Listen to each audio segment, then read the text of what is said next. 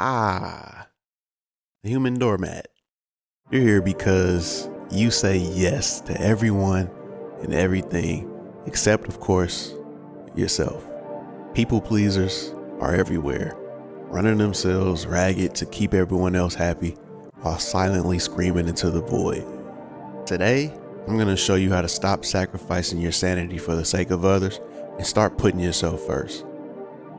Don't worry, it's not as selfish as it sounds. Well, maybe a little bit, but trust me, you need it. Admit you're a people pleaser. Say it with me. I'm a people pleaser. Good job. You hate conflict, love approval, and probably apologize when someone bumps into you. You've conditioned yourself to think that saying no will lead to chaos, rejection, and maybe the apocalypse. Allow me to ease your mind. It won't. Think about 3 situations where you said yes when you really wanted to say no. If one of them involves something ridiculous like helping a coworker move their furniture when you had the flu, we might have our work cut out for us today. But recognizing the pattern is the first step to breaking it. The myth of being liked by everyone. No matter what you do, someone somewhere will still think you're a piece of shit.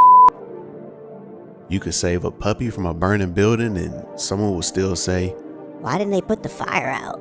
Trying to make everyone like you is like chasing your own shadow. It's exhausting and you'll never win. The next time you catch yourself bending over backwards to please someone, Hey, yo! Pause. Ask, do I actually care what this person thinks of me? If the answer is not really, then you just saved yourself time, energy, and probably some awkward small talk. All right, shit's about to get real. I'm just gonna come out and say it. No. You need to leave. For a people pleaser, saying it feels like committing a felony. But hear me out. No is a complete sentence. You don't owe anyone a long explanation every time you decline an invitation. Start small. Say no to something low stakes, like a FaceTime call that could have been a text. Practice phrases like, "Thanks, but I can't," or "That doesn't work for me."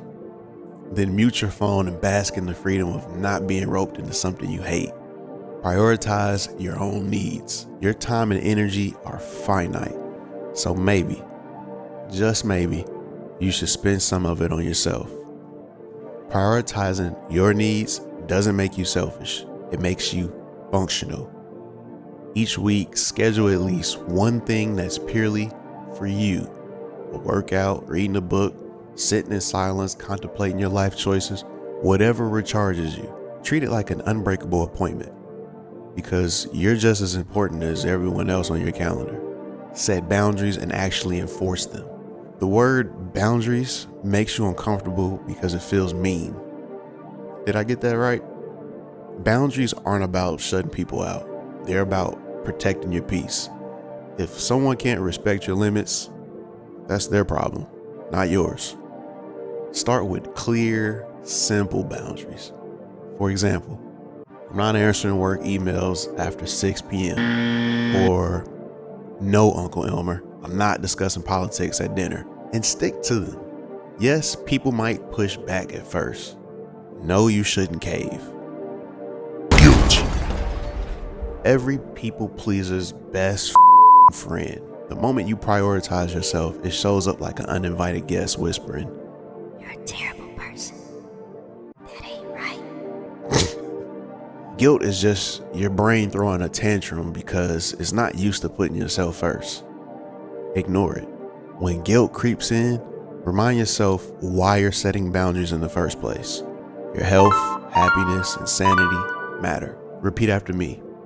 I am not responsible for everyone else's happiness. Write it down, make it your wallpaper, tattoo it on your forehead if you have to. Surround yourself with people who actually respect you. If someone only likes you because you always say yes, they don't actually like you. They like what you do for them.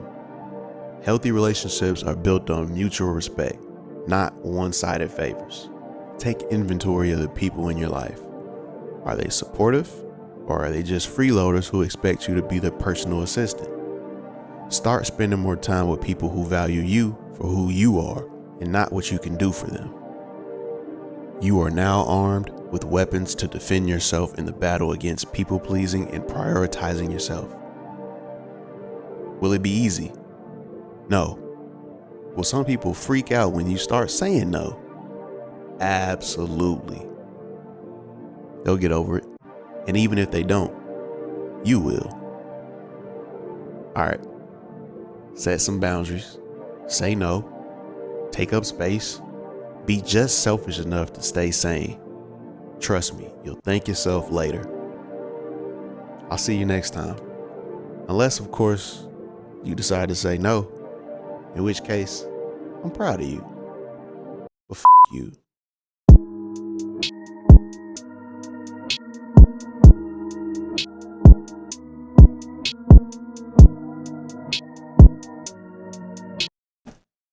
Why would I tell a motherfucker not to watch me?